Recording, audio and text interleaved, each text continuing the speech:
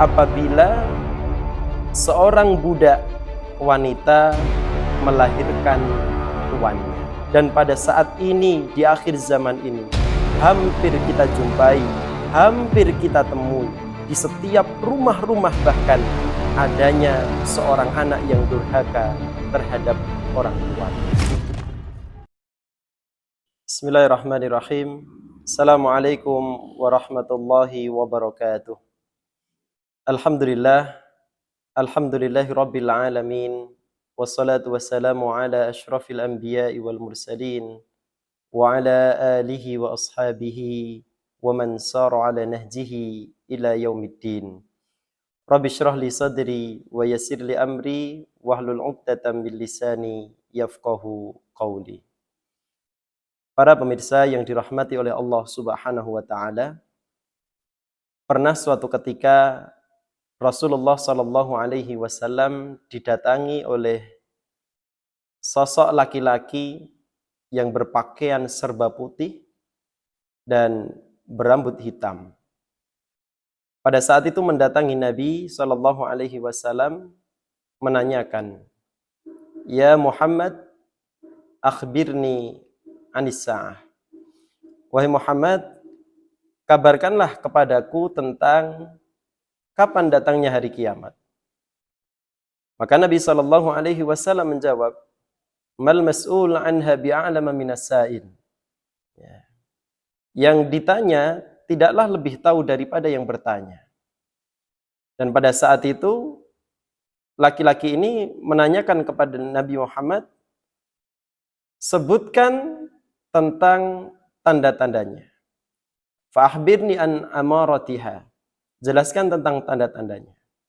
Maka Nabi sallallahu alaihi wasallam menjelaskan tanda-tanda di antara datangnya hari kiamat, yaitu adalah antalidal amatu rabbataha, yaitu apabila seorang budak wanita melahirkan tuannya.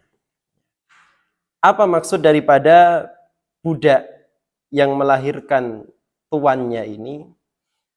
Al-Imam Nawawi rahimahullah, beliau menjelaskan bahwasanya apabila ada seorang laki-laki merdeka dan dia memiliki budak, kemudian dia berhubungan dengan budak tersebut dan budak itu melahirkan seorang anak atau melahirkan keturunan, maka anak ini berstatus sebagai tuannya.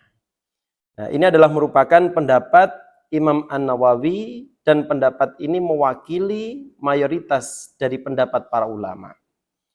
Adapun pendapat yang kedua menjelaskan bahwasanya yang dimaksud budak wanita melahirkan tuannya adalah orang kaya yang menjual budak yang telah melahirkan anak darinya. Selang beberapa tahun setelahnya, sang anak yang telah tumbuh dewasa itu membeli budak tersebut. Hingga jadilah wanita yang sebenarnya adalah ibunya itu menjadi budak dari sang anak tersebut. Nah, adapun pendapat yang ketiga, menurut sebagian para ulama bahwasanya budak yang melahirkan anaknya ini adalah bahasa kiasan. Maknanya apa? Ketika orang-orang sudah tidak berbakti lagi kepada ibunya, ketika seseorang tidak menghormati ibunya, tidak memuliakan ibunya, yang terjadi justru sebaliknya. Ada anak yang menyuruh-nyuruh ibunya, ada anak yang memerintahkan kepada ibunya, anak yang memperlakukan ibunya layaknya seperti pembantu, seperti budak yang disuruh-suruh dan diperintah-perintah. Kaum muslimin rahimani wa rahimakumullah.